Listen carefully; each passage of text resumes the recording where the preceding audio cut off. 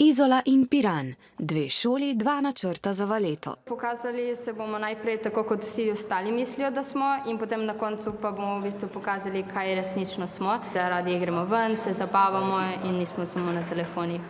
Rdeče nit bojo bile novice, imamo kodene reklame in sošolec bo igral na saksofon. Bojo se fanti imitirali punce in punce bomo imitirali fante. Bomo dali našo sliko iz otroštva in potem kaj nas zdaj predstavlja. Dobro, ker bomo imeli vsi razredi skupaj, ker smo se dostikrat delili. Po programu imamo after, to je že zrihtano. Plesne vaje so nam šle dobro, ampak veliko ljudi ni prihajalo, vedno isti smo bili.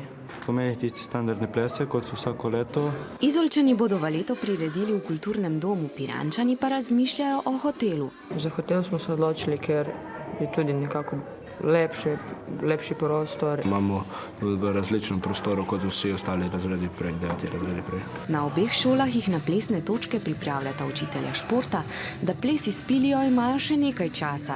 Prav tako tudi za piljenje programa. Ideje in kdo ki igra, imamo že vse narejeno, besedil pa bomo naredili zdaj v kratkem. Ena ideja nastala in pa samo ta ideja razvijemo naprej, dajemo ideje. Vedno ima kakšen kaj proti.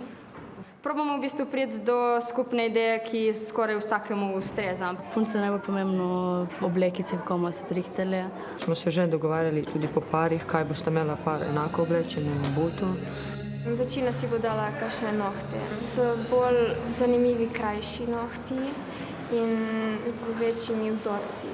Ne glede na obleko, nohte, kraj prireditve, ples in program, slovo od osnovnošolskih klopi je velika stvar. Osnovno šolo se bom zapomnil, kolikokrat smo se smijali s prijatelji na odmoru.